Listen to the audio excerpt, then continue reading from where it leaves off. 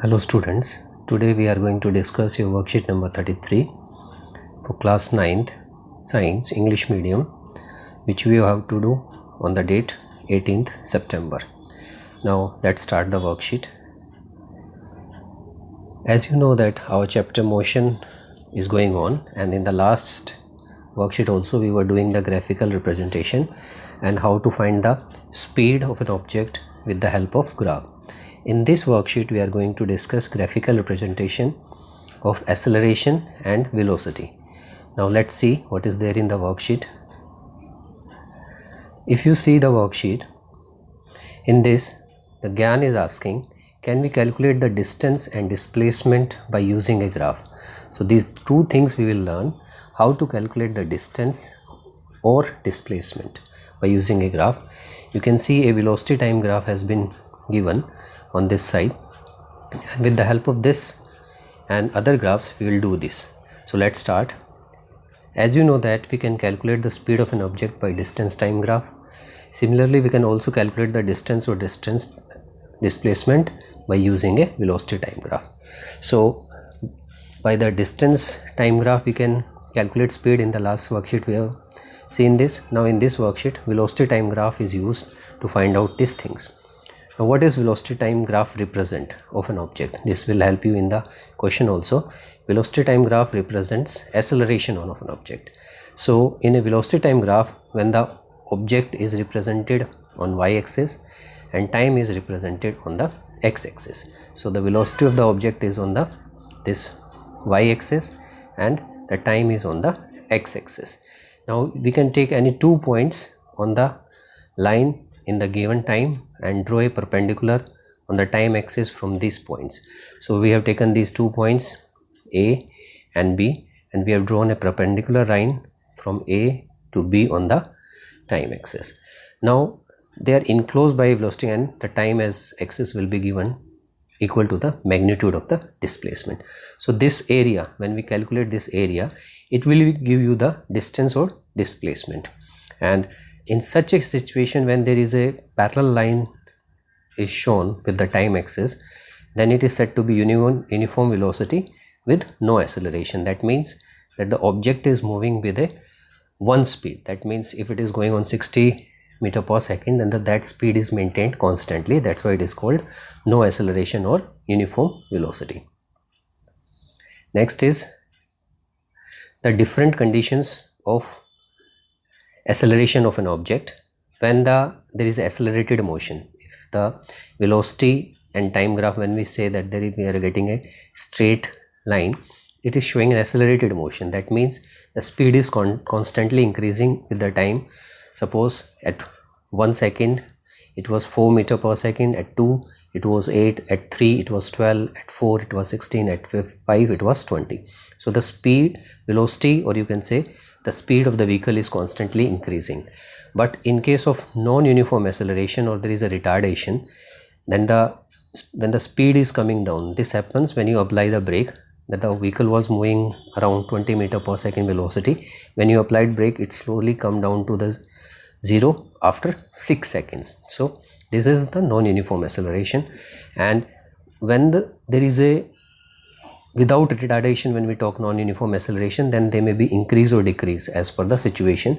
Suppose initially there was a accelerated motion, then because of any traffic or any other condition, the speed of the vehicle reduced, then again for some time there was accelerated motion, and then it is reduced. So this is also coming under the non-uniform acceleration. Next is how to calculate the distance from a velocity time graph when the uniform velocity is there.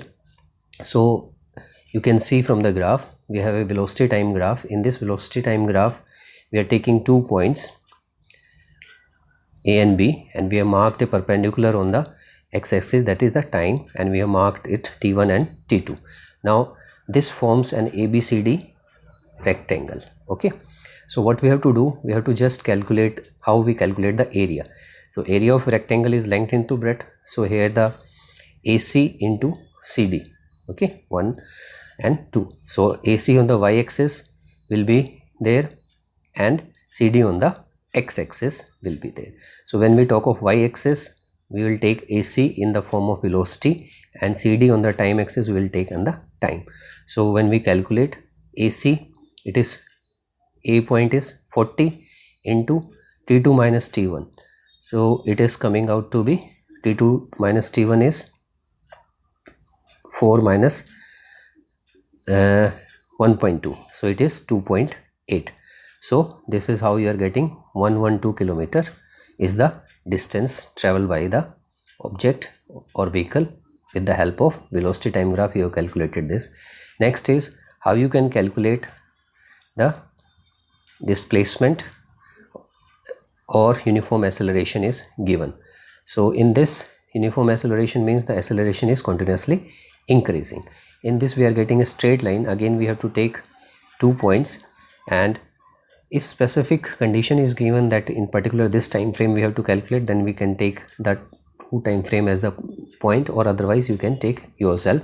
So here also 2 points has been taken, A and E, and when we draw a line on the time axis, it takes a look of a trapezium. And trapezium is what? It is the area of trapezium is following what? One rectangle and one triangle. The area of ABCD and area of triangle will give you the results. You can see from the figure also, and this will be used in your question answers also, that how we can calculate the uniform acceleration is there, how we can calculate the distance traveled.